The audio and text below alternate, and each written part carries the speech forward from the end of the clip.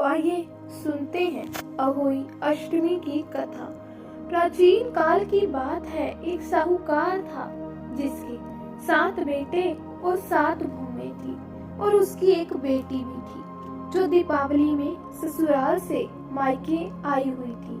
दीपावली पर घर को लीपने के लिए 7 बहुएं मिट्टी लाने जंगल में गई तो ननद भी उनके साथ चली गई। साहूकार की बेटी जहाँ मिट्टी काट रही थी उस स्थान पर स्याहू अपने बेटों के साथ रहती थी। मिट्टी काटते हुए गलती से साहूकार की बेटी की खुरपी के चोट से स्याहू का एक बच्चा मर गया।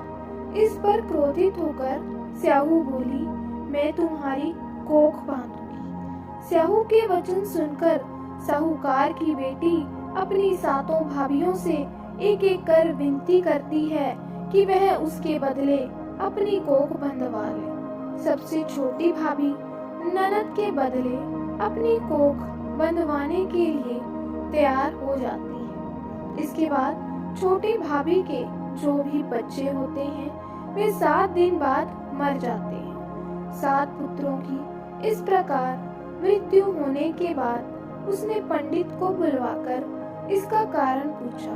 पंडित ने सुरही गाय की सेवा करने की सलाह दी। सुरही सेवा से प्रसन्न होती है और उसे स्याहू के पास ले जाती है। रास्ते में थक जाने पर दोनों आराम करने लगते हैं। अचानक साहूकार की छोटी बहू की नजर एक ओर जाती है।